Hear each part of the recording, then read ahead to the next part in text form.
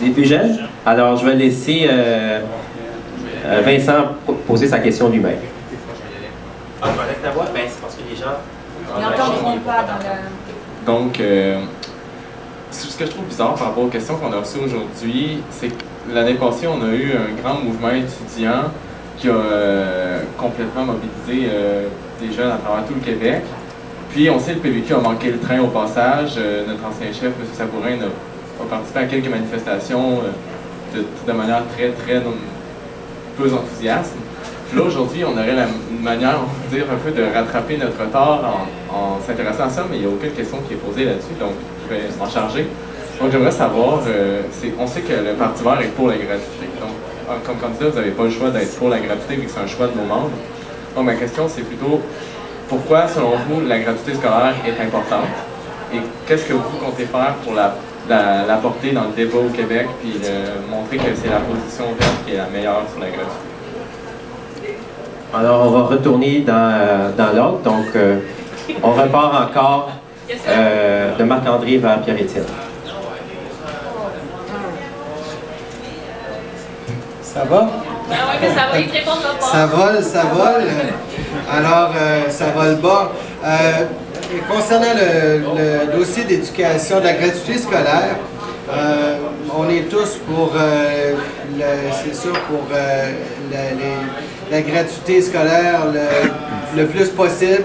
Et puis, avec un remboursement selon la capacité de rembourser suite à la graduation, quand quelqu'un est capable de rembourser. Je suis pour ça, je suis pour le transport gratuit aussi, si on a la capacité de le payer.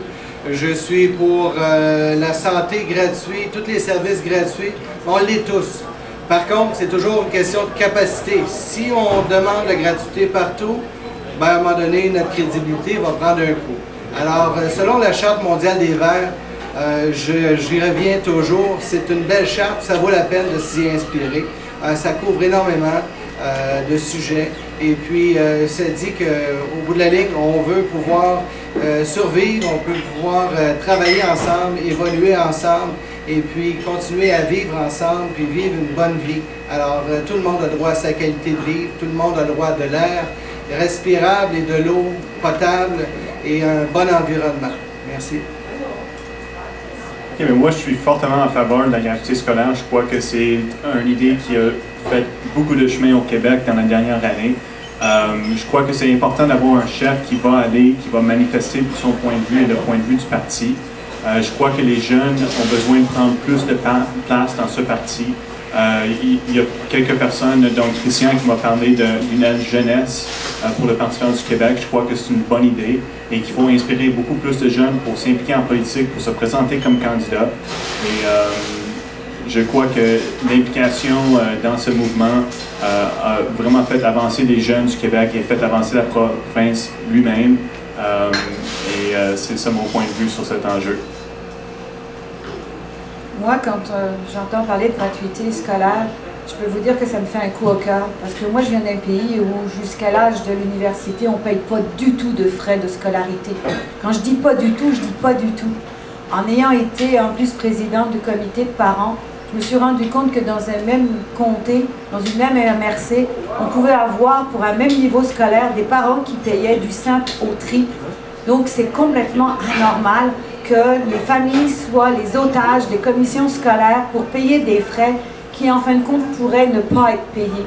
Et quand ça commence au primaire, vous pensez bien que ça continue au secondaire et ça continue à l'université. En France, il y a des bourses, mais il n'y a pas de prêt non plus.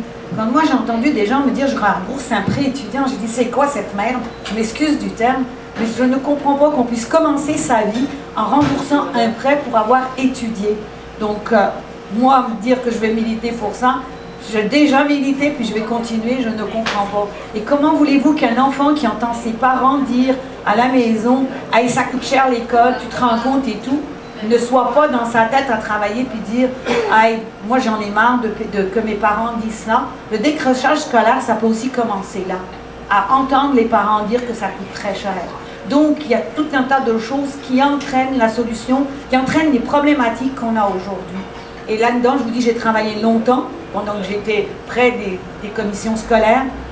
Il y a des gens qui ont pris le relais, il faut qu'on continue et en tant que Parti vert, on a notre place là-dedans. Oui. Pour moi, l'éducation gratuite, c'est vraiment une priorité. D'ailleurs, dès les premières fois où j'ai rencontré Alex, c'est les premières idées qu'on avait eues pour des partiels, faire une manif étudiante, puis ça avait marché, c'était juste le Parti vert qui était présent, puis tous ensemble, on avait marché pour la gratuité scolaire. Ensuite, toutes les manifs qui sont produits presque, on était ensemble pour les organiser. Des fois, un ne pouvait pas être là, l'autre était là. Puis même dans sa vidéo de campagne, sur la photo Camille, j'étais présent dans la photo. Donc on a beaucoup travaillé ensemble là-dessus, c'est un dossier qu'on est vraiment d'accord. Pour moi, l'éducation, c'est vraiment la base, la chose la plus importante du projet de société qu'on doit avoir comme faire.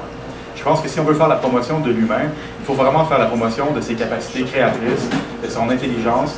Et c'est ça qui est le plus payant aussi pour un État, des gens qui sont créatifs, qui ont des idées, qui font des nouvelles choses, qui ont des nouveaux projets. C'est comme ça qu'on peut grandir. C'est aussi comme ça qu'on peut vraiment agir en démocratie. Si on ne connaît pas comment ça fonctionne les systèmes démocratiques, comment on peut avoir un sens critique, comment on peut comprendre des journaux, comment on peut comprendre ce qui se passe autour de nous, comment on peut modifier les choses. Donc il faut vraiment l'éducation pour des raisons sociales, pour que ça marche mieux, pour établir aussi la nouvelle manière économique de fonctionner. Et cette éducation doit être gratuite, elle doit aussi être de qualité. Puis elle doit être financée par d'autres choses dans lesquelles on met, par exemple, le financement aux entreprises qu'on donne actuellement. On subventionne souvent des entreprises qui seraient déficitaires, qui n'existeraient même pas, qui donnent des emplois qui ne sont même pas payants à cause des lobbies et des choses comme ça, qu'on pourrait mettre dans les universités. C'est même pas un gros montant si on fait la comparaison. C'en est ridicule. Et pour mettre la dimension quand même de responsabilité dans le programme du Parti vert, qui était très bien construit par mon prédécesseur comme porte-parole en éducation, parce que je suis le porte-parole actuel. Il y avait un système de remboursement après les études pour les étudiants, d'une portion quand même symbolique de leurs études, et qui était faite en fonction des études qu'ils ont faites. Parce qu'actuellement, les études en général les gens ils les paient pour financer les études des gens qui sont dans certains domaines beaucoup plus coûteux, donc puis qui rapportent davantage. Donc si un métier coûte davantage, la personne devrait pouvoir contribuer davantage aussi en fonction des revenus qu'il reçoit. C'est ma vision. Merci beaucoup. On m'a dit que